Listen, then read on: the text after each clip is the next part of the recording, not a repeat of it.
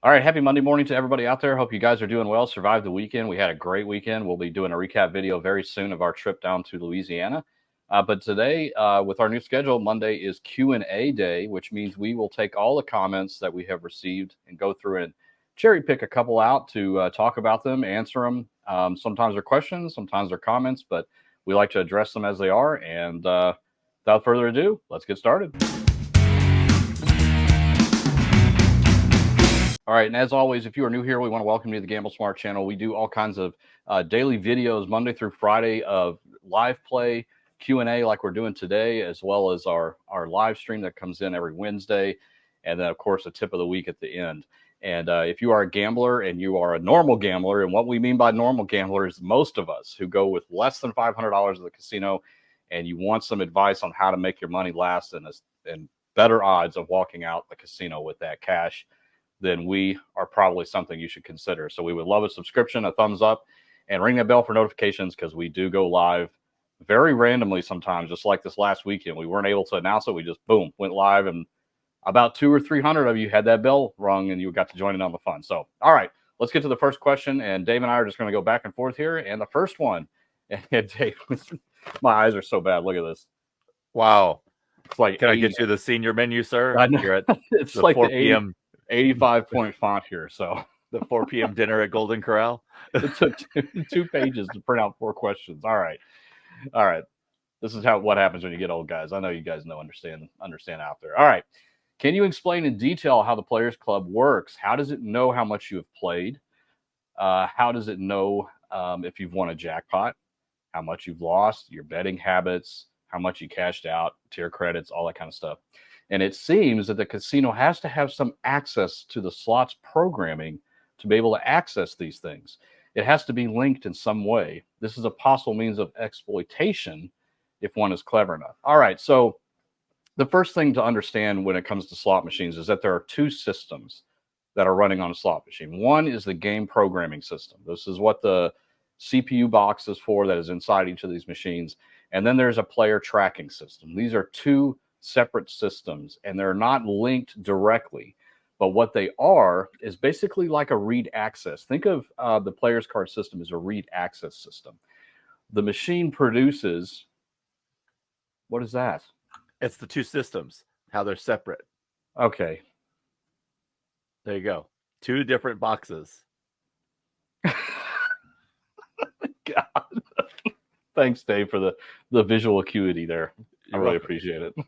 Some people are visual learners. Okay, but you threw me off. That's all right. That's what happens sometimes. But think of slot machines as there's an accounting system basically attached to every slot machine. It keeps track of the coin in, coin out, bonuses paid, jackpots paid, tilts, which are errors inside of the slot machine, whenever a jackpot hits, all this kind of stuff. There's a system that can report over the network all of these different type of events. But that is completely separate from the game programming, and that's by design by all manufacturers. They were required to do this. So there cannot be any outside influence on the game programming box itself. Okay, it has to be 2 separate systems. And so that's why, even if somebody was clever enough to try to exploit the player's card system, they're not going to be able to gain control of the actual game programming of the slot machine. And the perfect example of this is the famous hack that occurred last year in Las Vegas, where they were able to gain access to the players' reward system. Okay. And a lot of people were concerned, oh, here they go. They're going to be able to change the odds and manipulate the gameplay and all this kind of stuff. And the thing is, they can't. Even if they took total ownership of that system, but they were still not able to manipulate any of the slot machines. And that's by design. Again, that's why we always talk about, and there's another question later, so I won't go into too much detail, but that's why we talk so much about all of the compliance and the audits that go into place and how much protection and craziness that goes on inside of a slot machine to prevent any tampering with that brain operation, the actual thing that's controlling the reels, controlling the games, controlling the hand pays and all that kind of stuff. Nobody can access that information. And so even if the other one gets hacked, there's no way for it to spill over into the other one because there is no direct link to it, if that makes sense. All right, Dave, you're on to the next question. Okay, I got a great one here. And this is, do you ever get flack from your family or friends about your slot hobby? Absolutely, I do. It's ever since I started my original channel, and I'm sure Mark's the same way, people are like, what are you doing? You're playing slots? Why are people watching that? And I'm like, Yeah. well, people like to see what the action is. People like to see what's going on. Experience games may not have in their area, or maybe they live in a no gambling state at all, and they get to live vicariously through the rest of us. So yes, I absolutely do get flack from family and friends who do not understand, but I also have several family and friends who are very supportive. That this is a hobby I enjoy. I enjoy spreading information to other people, entertaining people, and so yes, it's gonna be one of those things. Anytime you're a slots player, people are like, why don't you play table games? You have a That's better right. chance of winning. I'm like, yeah, but table games don't have a neat bonus. So that's why I play slots. There we go. It's very true. Yeah. Yeah, I think and there's two types of people too. The people that just see gambling as just a fool's errand, and they're Yeah. never going to understand why gamblers gamble. And that's fine. But some of us just have that in us. We like taking risks and chances, and you know, sometimes we get rewarded, most of the time we don't, but we still do it, right? All right. So this is a kind of a follow up to the previous question. Is you mentioned a key that the gaming commission has that is used to set the payouts? Okay. What brand lock is used? What prevents it from being picked? And I'm curious how well protected it is, and if the gaming commission would see if it was tampered with since the last visit. Do Indian casinos have the same rules? All right. So the couple of things to think about here. It really doesn't even matter how secure the lock is when it comes down to it. They use a secure barrel lock that can't easily be picked. Could it be picked? Absolutely. Absolutely. I'm a firm believer that every lock can be picked. Okay. You ever watch the lock picking lawyer on YouTube? Exactly. That Exactly right. guy can pick anything. There's pretty So much there's no nothing lock that he that's safe. can't. Right. Yeah. What was the other Right. guy? Bob's Bill or something. Anyway, Yeah. they're both very good lock pickers. So could you do it? Yes, absolutely. But one of the things that they do is, and we'll put a card up here. You can go check out the video where I actually show it on a lot of these CPUs that I get in here, is that they put tamper-proof void tape over the CPU box. And what this means is that if it is tampered with, let's say they do pick the lock, the only way to get into that latch is to break that seal.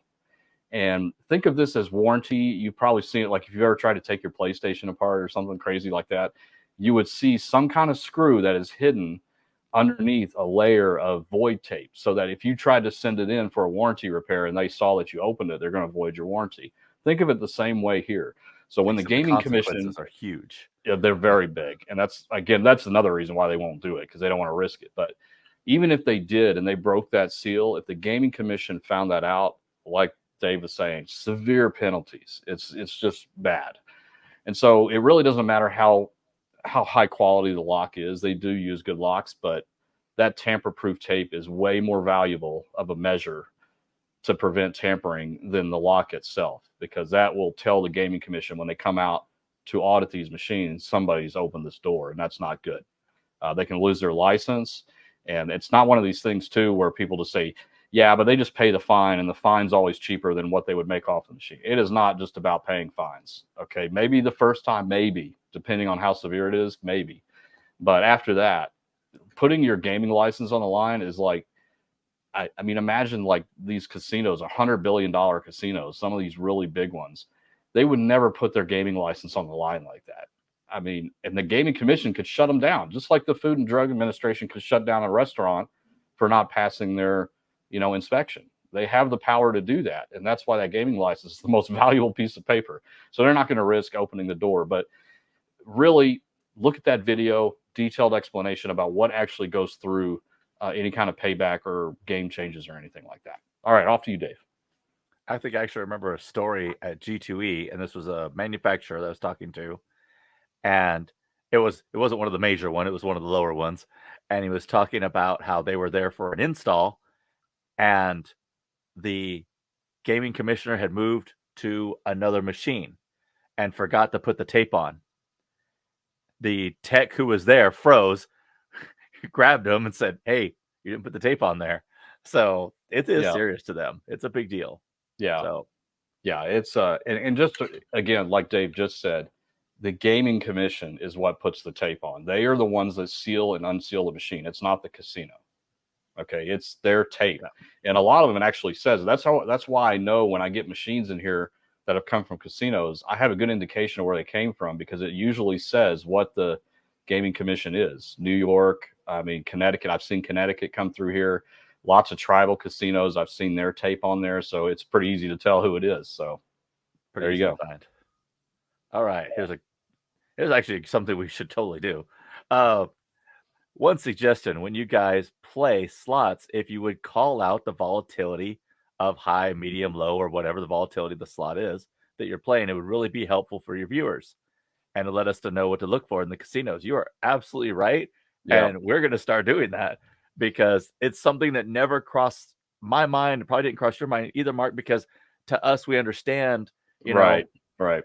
what we're dealing with. And I play games all the time that Mark wouldn't usually play because of their volatility. Mark plays games that I wouldn't play because of their volatility, Right. but they're still enjoyable. They're just higher volatility. That's something you have to accept when you go in. But we will definitely do better at that. We will make sure to throw that out there because that's a good idea. I like That's a that. great idea, and you're absolutely right. We're assuming too much We are. of our Absolutely. viewers. We need to put that out there so you guys know what's going through our head. I love that. All right. All right. Our online Hey, slots. wait. It's my What? turn. No, it's mine. You just did it. Oh, I did?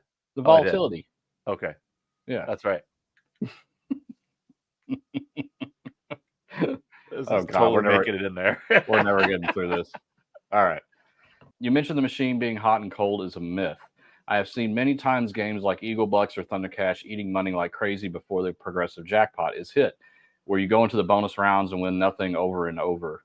Is it like it's accumulating money for the payout? Ainsworth is the most common machine manufacturer I see this happen with. Still doesn't happen with those games. In fact, we proof of this. We saw there was an Eagle Bucks that we were kind of. I'm going to use chasing loosely because I was. I was chasing. Well, you Okay, did put 100 in. You did try it. Well, So yeah, there because was. that'd have been hilarious to get I it. know. Oh yeah, sure. I would have beat you up for that money too. So there was an Eagle Bucks here at Delta Downs, and it was pretty high on the minor. I think it was 470 when we first got there, and I played it and chased it and got it up to about 480. I got some bonus rounds in there, and some were pretty good. And then we went to dinner. I had to let it go. Went to dinner, came back, and somebody was on it, and it was at 493, I think, when we got back, and he was getting bonus round after bonus round, and he even had an $800 bonus on a $5 bet because he got that fifth reel held, and that was right before it went at 497. So it doesn't do that. It can't do that. Like there's no slot machine that can be weighted that way where it says, oh, the progressive is about to hit. Let's change the programming of the game to be less lucrative in the bonus rounds or don't give any bonus rounds at all. Those types of scenarios cannot be introduced inside of the game code on a slot machine.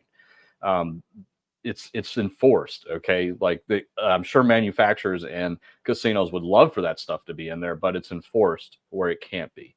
So why do you recognize this? It's confirmation bias. And we're all victim of this. I'm victim of this. Dave's victim of this. Any gambler is probably a victim of confirmation bias at one point. And it's essentially your brain latching on to patterns or things that you notice. And it becomes such a strong pull that you don't even notice when it doesn't happen. And that's probably what is going on here, where you are constantly focused on, wow, that progressive is really high and I'm getting terrible bonus rounds. And your mind makes that connection. Well, what if you get a line hit? Your brain just passes that by. You don't remember that part. You just remember the part of getting terrible bonus rounds. Another good example of confirmation bias that we've heard a lot is on Top Dollar, where everybody says that 15 credits is always the last offer.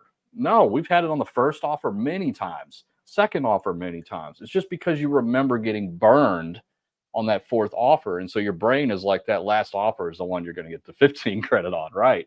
But it's just confirmation bias. That's not actually how the programming works. So I hate to break it to you, but there still is no hot and cold machine. Now, they may appear that way, but it's not programmed to be that way. There will be streaks of winning and there will be streaks of losing, but that just happens in randomness. That's what randomness is. Just like you flipping the coin, example, flipping the coin, you might get 7 heads in a row. Wow, that's a hot quarter, right? Well, it's not a hot quarter. The odds are still the same. It's still 50-50 when you flip it. You just have a string of luck there because randomness plays that way sometimes, but it's still all about probabilities at the end of the day. So, unfortunately, there still is no hot and cold, and what you're noticing is not how they're programmed. Okay. All right. Next question, Dave. Now, if you picked up that quarter from a Walmart parking lot in the middle of July, it probably is a hot quarter. I mean, most surely. Damn. All right. You nailed that. All right. Are online slots just as regulated and fair? So the answer is wow, yes. Loaded no. question. Yeah, totally. It's yes and no. Yeah. So there are completely legitimate places, FanDuel, DraftKings, MGM, Caesars. They all have online casinos that are 100% regulated, fair, audited, all that. These are publicly traded companies that have these, actual external online resources. Then there are places like Chumba, the host of social slots. I'm going to go with the free slots too that aren't actual real money. Jackpot Party, Pop Slots, all these other ones. They're not regulated. They are unregulated. You also have ones that are for cash that are absolutely unrated. Mark and I have been approached a few times from these places that are in wherever off the Ivory Coast and wherever Madagascar, and they want to sponsor us because their product is great. And I'm like, no, you're scams. You're completely unregulated. You're outside the U.S. You're outside any jurisdiction of anyone, so you can do whatever you want.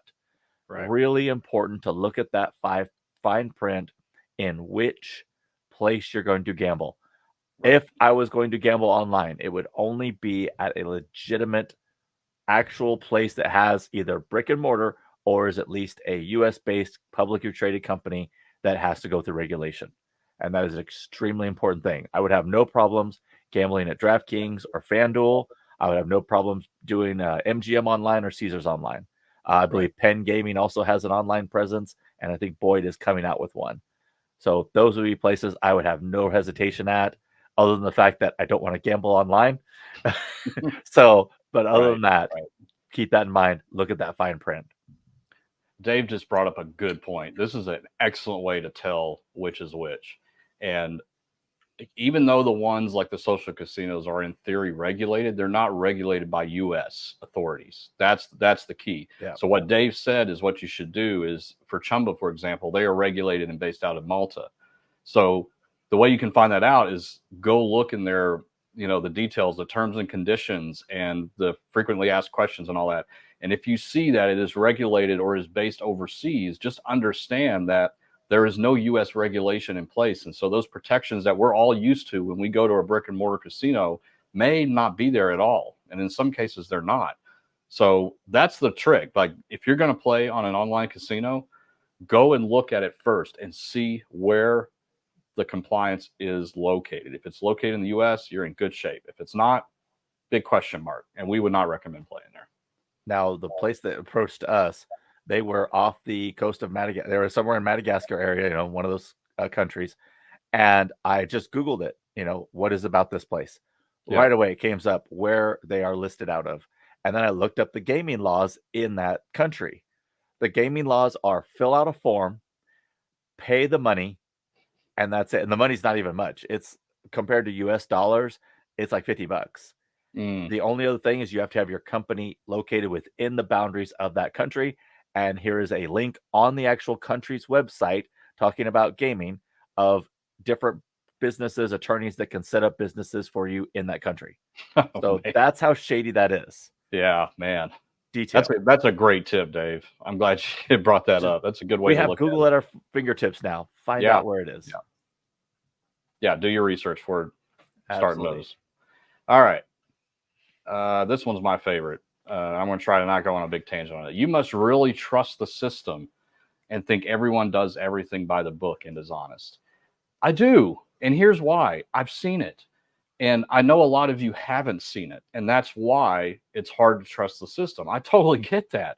Like, it's hard to trust anything if you cannot visually see what the compliance is doing, what the audits look like, what game deployments look like, what processes go into place. I've been through this several times at different casinos, and so I've seen the arduous process from start to finish. And so that's what I'm trying to tell you guys why I trust it so much, because there are so many people that are involved in making sure that these machines are legit inside of legit casinos, that I feel fully protected. And you gotta, even if you still don't believe that, like I always say, it would be the biggest conspiracy I have ever seen, ever, because the manufacturers would have to be in it. The auditors of those manufacturers would have to be in on it. The compliance officers would have to be in on it. The casinos would have to be on it. And some players would have to be in on it. That would be a huge, huge conspiracy going on, because keeping that many people quiet is tough. And you would have heard something by now, right? I really think that's true. So I do trust the system because I've seen it and I know what's going on. And even today, like, because I've seen the system, whenever a tech has to open a machine, I always go in there and look. I'm looking for that security tape. I'm looking for the lock on the CPU box, and it's always there because I know it is. It's a licensed casino. It has to be there. And so I do trust the system. I trust it more than a lot of other systems, but it's only because I've seen it. And I would love for you guys to be able to see it someday. Who knows? Maybe we'll be able to film it from start to finish. That would be amazing to me because I think it would open a lot of your eyes to the process and make you feel a lot more comfortable.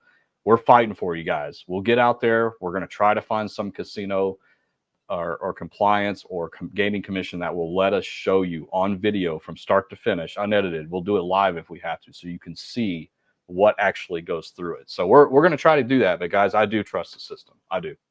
All right, Dave. Now, the other thing is if you don't trust the system, why are you playing in it? Yeah, don't go in there. Yeah, don't. And yeah, also exactly. something that came to mind was, so we're both big fans of the movie Casino, right? Yeah. If you recall, in that movie, they were very strict about games. He's there, he's measuring the dice to make sure they're perfect. All that. He's the procedure of stacking checks and everything else. Everything that is done in a casino is a procedure to make sure that everything's being done properly. Now, right. they were on the take in the back room because they were skimming off the top, right. but all the games were above board, Right. and it was very obvious of how painstakingly they were to achieve that. And I think a lot of people thinking that, oh, it's all a scam. All this has been done to scam you. That makes zero sense. Yeah. We've got, you might as well say that car safety is a scam because Right. we have the insurance regulators, we have safety, we have Department of Transportation, we have all these things in place. And the casino industry is no different. They have all these safeties in place. So if you really believe that it is completely stacked against you, please do not gamble, because that would just put you in a bad spot of thinking that you're constantly being taken advantage of, and you are definitely not. Yeah. Yeah. I mean, I'm starting to think of all these other scenarios, like taking prescription medications. If you didn't everything. If you didn't trust is the FDA over that? FDA is over that, yes. Yeah. If you didn't trust them to make sure that those prescriptions were exactly what they said, and the pharmacists and their license on the line and all this kind of stuff. And then your If you didn't doctors, trust that insurance system, companies. would you ever take prescriptions? I wouldn't. Right. But I trust the system. And so, it's everywhere. It's everywhere. And it shouldn't be any different for casinos. But I see where people are coming from. I mean, casinos have a bad reputation because, it's gambling. Everything gambling related always ends up having a bad reputation because somebody's going to lose, right? Somebody's going to lose. Someone's going to lose. That sucks, right? It really does. But it doesn't mean that the system doesn't work, exactly. And it does. So, all right. Okay. Last one, Dave. Let's go. I'm going to try not to get on my Marc soapbox here on this one. I want to see you do that. You've never done that. I'm the one that rambles. I want to see you ramble on. Let's go. Okay. Ready? I'm scared now. Are we going to have to edit this one out? I will try not to use any F-bombs as few as I can. Be nice. Be respectful. Okay. All right.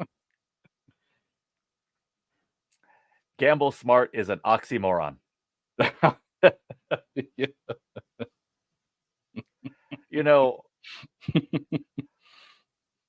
Here's the thing. And Marc and I have said this countless times. We've told people in industry, we've told people casinos this. The best way to gamble is don't. Right. If you want to be sure you're not going to lose, don't play the game. Don't do it. Yep. But if you are going to play, gamble smart. Set a budget. Set no ATM cards. Don't keep going back. What the money you bring is the money you use. And when that's gone, you're gone. Set limits high and low. So when you're down so much, you're out. When you're up so much, you're out. You're taking profit. Set that money aside as profit and only play with your budget. So when your budget's gone and any money you've taken aside, that's profit. And that becomes your budget for next time. Gambling is a losing proposition in the long run. That is 100% guaranteed. You gamble long enough, you will lose. And I've said this many times before, casinos are marathon runners. Players need to be sprinters. We need to go in, win, come out. If we go in and lose, we need to also come out and stop losing more. So no, I do not believe gamble smart is an oxymoron. I believe it is a lifestyle you need to live, and it's a set of rules that you need to have for yourself to where this is how I'm going to behave at the casino. This is how I'm going to do it. I'm going to have a gambling buddy. I'm going to make sure that my budget is safe. I'm not going to bring my whole budget with me downstairs all at once. I'm going to have my days set up in my envelopes. I'm going to have that in my safe. Ultimately, it all is going to come down to self-control. We have the timer boxes that you can buy. You have the lock boxes that are coming. All these things are just aids that we can give you, but we cannot be there to hold your hand. You have to follow through and do it yourself. And when you lose, message us and say, I lost it all. I did this, this, and this. And we will help you. We will say, you had it right on the head. You did this. What are you going to do next time? What's the difference that you're going to make? How are you changing the way you played this time versus the way you play next time? Because if you're not going to change your habits, then you're destined just to repeat that over again. Gamble smart is a lifestyle, one I've been living for a long time. And have it always worked out? No, I've screwed up. Mark screwed up. We've all screwed up. Mm-hmm. But the whole point is knowing when you screwed up. Don't screw up the same way again. Yeah. There we go. Man, Dave, that was beautiful. Brings a tear to my eye. It's like we're passionate about this. It's good. That we want to help people gamble smart. Yeah. And we hear it all the time from people in the casino. What's the best way to gamble smart? Not gamble? Yeah. But if you're going to gamble, you need to make sure to be smart about it. Yeah. Why would you not want to educate yourself? Yeah. Right. I mean, why? If you've never played blackjack before, why would you put money on the line to play a game you've never played before? You would want to learn it if you're going to play blackjack. At least read the game rules, right? Yep. It's no difference with slots or craps or anything else that you're playing. But there's a layer on top of that, like Dave was talking about. It's not just about the game itself. It's about your mentality and your control and all that. But regardless of the game you're playing, we're covering everything here. It's not just, we do a lot of slot play on here because, frankly, that's what we like to play. And also, that's the only thing we can record. So we play a lot of slots on here. But those rules that Dave just said applies to everything gambling related. Lottery tickets, anything that you're putting risk on the line. You gotta practice those same things. Now, great. I do have one more if I can get a mulligan. Now, go for it. It'd be nice to end on that. I agree. And, you might edit it and change it around to where that does be the ending. No, let's go. But this was another comment that kind of stuck to me. Okay. The casino, and this is about our advantage players live we did. The casinos want losers. That's why they hate advantage players. If they could get away with a 70% payback, they would. They already do it in Australia. If you want to start banning advantage players, how long until they start banning you because you only play low volatility games? There is no difference in there's no similarities between advantage games and low volatility games. Low volatility games are what started the industry. That was what was in casinos for the longest time. There was no such thing as high volatility until like 5 times pay came around and triple double stars came around, and they started adding volatility because they were adding more wilds and more features. And so none of those are advantage plays, and those have been the money makers for casinos for a long time. Now, since they've added higher volatility, that has made more of an impact into profitability. However, advantage plays are only in the newer games. There is not a single 3-reel slot I'm aware of that has any advantage to it whatsoever. Every advantage play they're talking about is in the modern slots. So your question of they are going to ban the low volatility players, I think, is very well misplaced because more than likely they're just going to get rid of the problem machines so that the problem doesn't exist anymore. Right. And as far as places changing percent payback to 70%, no, I don't believe they would, even if they could. I believe if they changed gaming regulation to be down to 50%, I don't think they'd go that low. I think they'd stay in the mid to high 90, mid to low 90s. National average is 90%. That comes from the industry at CDC Gaming. So they're already there and they can go fairly low. But the competition still exists. The player experience still exists. They do not have players if players don't return. And that's why a lot of places don't have as much business, because people do not like the payback that they've experienced. So there we go. True. What did we say on this trip? People have to win. People have Casinos to win. want people to win because they will come back if they win. But they want them just to win enough. Just enough to be happy. They have to be happy. And that's the industry has figured that out. And that's why the average is 90%. And so when casinos open, they don't put it at 70% because they know what's going to happen. There's been data for years, for decades, on what would happen if you opened the casino and set things to 70%. And they would never risk that. It's a fine balance of getting people in there to play and the greed from every business has greed, right? They want more money. And so it's a fine balance. And they found what that is. Like the sweet number is 90% on average for all denominations, all machine types, whatever. And that's what casinos model their goals after, because they know that works. That is the sweet spot. That is what will get people in there to play and to occasionally win, and it to feel safe enough to come back and try it again. And so that it's just, some people just don't feel that's the case because you've had 3 bad casino trips in a row. That's expected. Even at 90% payback, that is expected. The 90%, again, is over a very long time. Dave and I have the same situation. Every time we go to Vegas, we go to the same properties, we play the same machines. Sometimes we do well, sometimes we don't. But the casino hasn't changed at all. Our luck has changed. And now, that's not entirely true that the casino hasn't changed. Right. Because they don't with the games that we play. With the games we play. Well, so the casino doesn't need to change the game. Let's just talk. I'm going to throw out a game. Dragon Link. Right. Okay. Popular game in every casino, sometimes a lot of them. The casino doesn't need to change those machines by 1%. All they have to do to have the near same profitability is raise room rates by 1%.